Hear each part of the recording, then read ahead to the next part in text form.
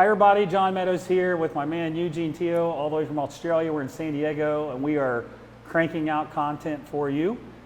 And today's topic, we get asked a lot, how often should you change exercises in your training program?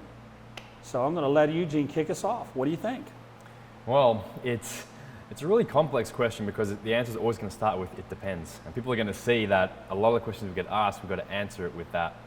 But let's look at what does it depend on and what I use to determine when you should change your training program as a whole or the exercise selection. First of all, we just got to ask ourselves, is the exercise I'm currently doing or the workout I'm currently doing, is it creating any negative sensations in terms of pain, in terms of aches, in terms of loss of sensation or a poor sensation in the body part? Say we're doing biceps and we're doing a preacher curl, all we feel is our elbows. All we feel is our traps or our shoulders or whatever it may be, nothing in the biceps.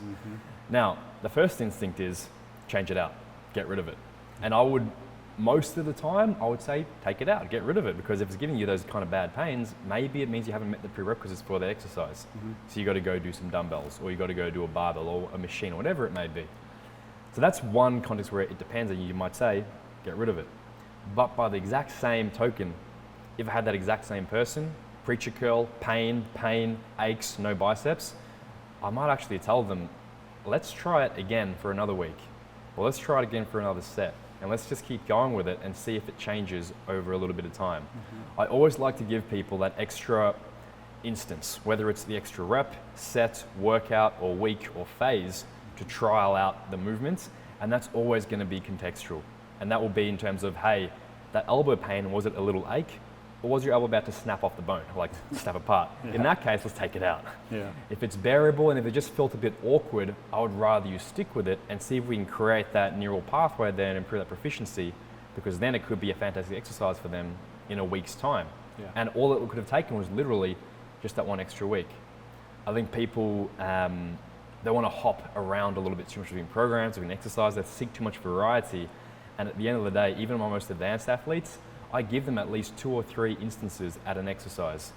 First week or first exposure is always going to be a novel stimulus. You're going to be like, oh, what's this? You know, it feels strange. I feel a bit clunky or whatever. Second stimulus, I know what I'm doing. Let's find my true working weights. Third stimulus, let's actually progress. And then from there it becomes, okay, can you keep progressing? Are you still getting the right sensations, or is it now beneath you? Have you acquired proficiency with it? And if you have, then it's time to vary.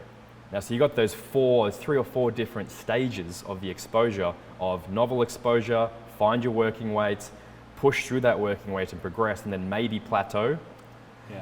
That could occur over 4 weeks. That could occur over 4 days. That could be over 4 sets. That totally comes down to the person. That's what they got to think about with, should I change the exercise or not? Well, I think my 2 high-level thoughts, the first one is what you're doing working?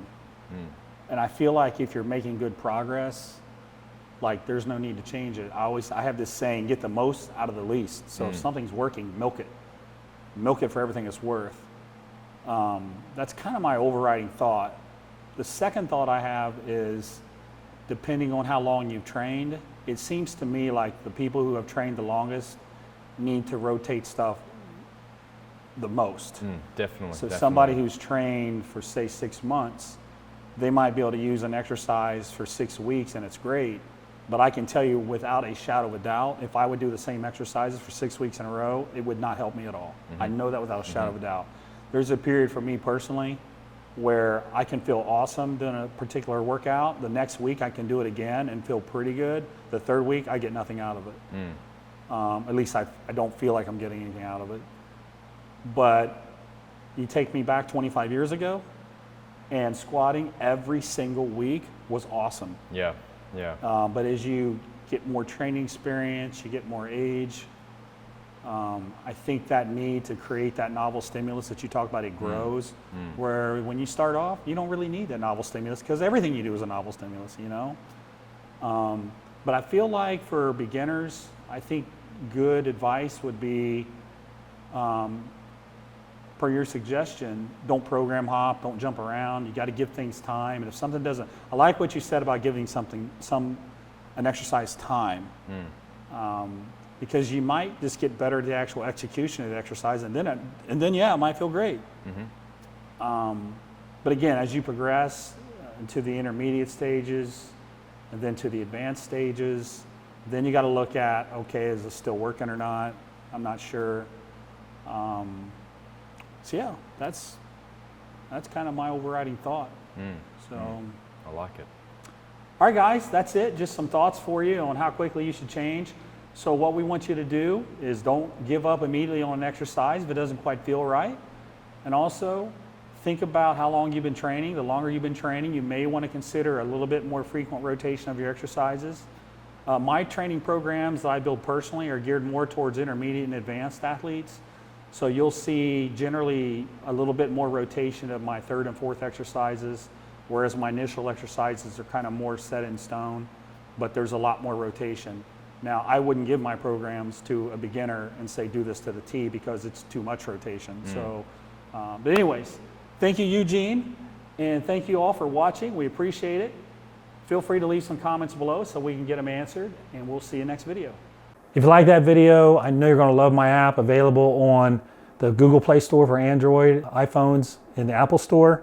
There's so much information on here, it's amazing. Training, workouts, hundreds of workouts, nutrition methodology questions, chemical enhancement, supplementation, client prep, and a Q&A button. Check it out.